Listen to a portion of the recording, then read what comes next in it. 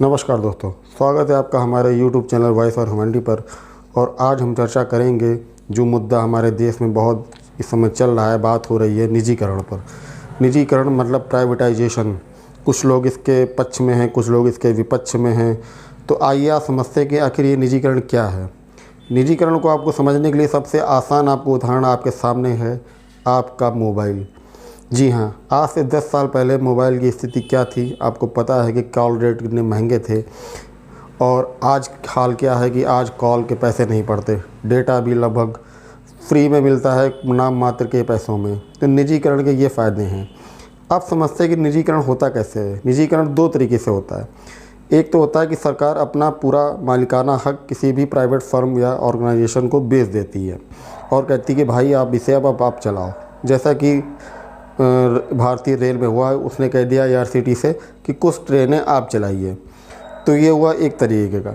दूसरे तरीके का प्राइवेटाइजेशन निजीकरण हुआ कि सरकार अपना शेयर कम कर देती है, 41% शेयर पे आ जाती है।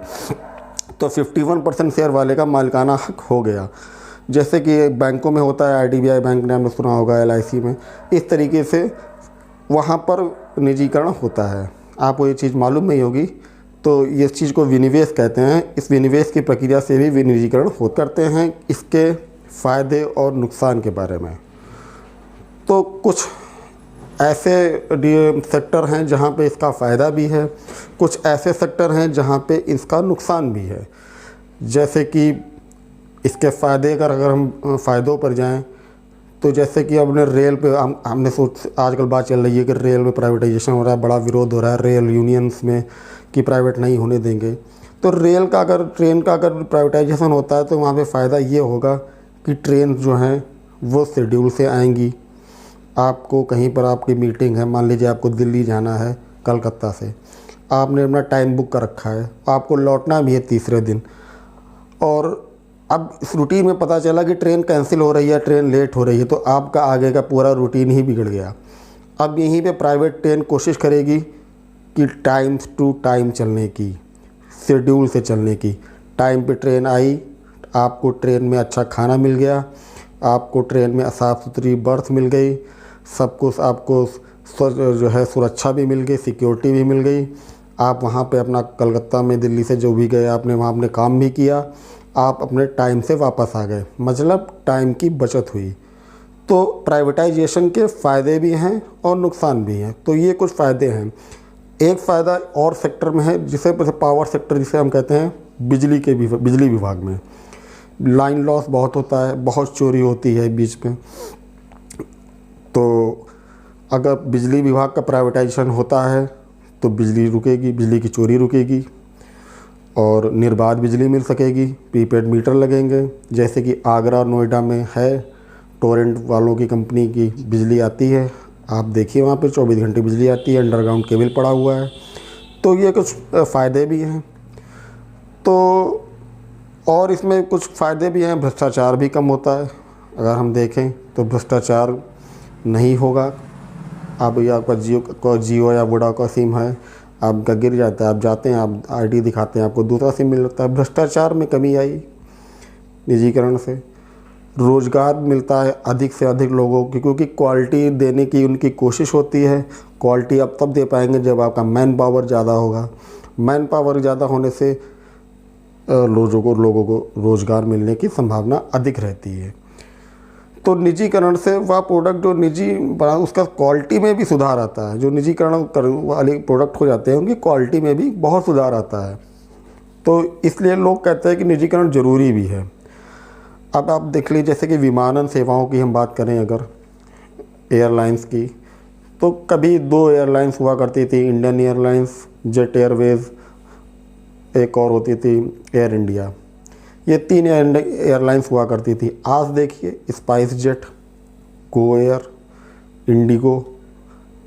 तो इतनी सारी एयरलाइंस होने पर वही हो गया ना टेलीकॉम सेक्टर वाला कि हमको ऑप्शंस मिल गए, आपस में प्रतिस्पर्धा बढ़ी, स्वस्थ प्रतिस्पर्धा बढ़ गई, रेट कम हो गए। अब कोई भी आम आदमी कम से कम घरेलू उड़ान पर तो बैठ ही सकता है, जिसने कभी सपना भी नहीं सोचा होगा कि वो एरोप्लेन पे या हवाई जहाज़ पे बैठ सकता है।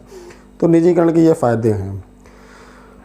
तो अब आते हैं, बात करते हैं कि किन सेक्टरों में निजीकरण का फ़ायदा है। तो मैंने आपको बता दिया कि रेलवे सेक्टर में फ़ायदा है, पावर सेक्टर में फ़ायदा है, और कुछ अगर हम देखें तो बैंकिंग सेक्टर में भी फ़ायदा है। अब बात करते हैं कि किन सेक्टरों में निजीकरण नहीं होना चाहिए, किस के सेक्टर में निजीकरण होने से नुकसान होने की संभावना अधिक रहेगी। तो वो क्षेत्र हैं कृषि का क्षेत्र। हमारे किसान भाइयों को अगर कृषि को अगर निजीकरण कर दिया जाएगा तो उनके बीज, उनके जो है खाद, उर्वरक, रसायन, कीटनाशक, ये सब महंगे हो जाएंगे। महंगे होने से किसानों को बहुत समस्या होगी।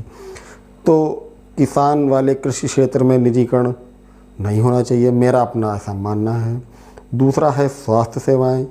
स्वास्थ्य सेवाओं में निजीकरण होने का भी नुकसान है, क्योंकि आपने देखा होगा प्राइवेट हॉस्पिटल्स में जैसे होता है कि वो एक तरीके से पैसा ही करते रहते हैं वो। तो स्वास्थ्य सेक्टर में भी नहीं होना चाहिए निजीकरण, मेरा अपना ये मानना है। ये सारे विचार मेरे अपने हैं। और एक सेक्टर हो गया शिक्षा। शिक्षा के सेक्टर में भी निजीकरण नहीं होना चाहिए।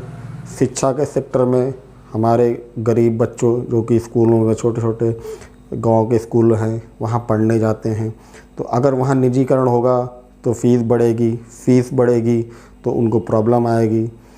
तो इन क्षेत्रों में अगर हम देखें तो निजीकरण वहाँ पर ठीक नहीं है।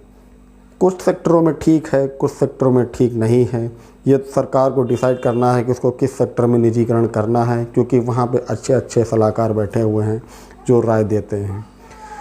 तो एक राय मत बनाइए, मेरा कहना बस एक चीज़ है कि निजीकरण को लेकर एक राय मत बनाइए। निजीकरण अगर अच्छा, हर चीज़ के दो पहलू होते हैं, अच्छे और बुरे।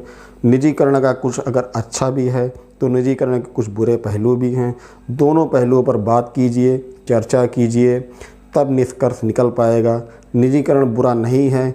निजीकरण अगर देखा जाए तो दोनों ही इसके दो रूप हैं, दो तरीके से इसके रिजल्ट आ सकते हैं।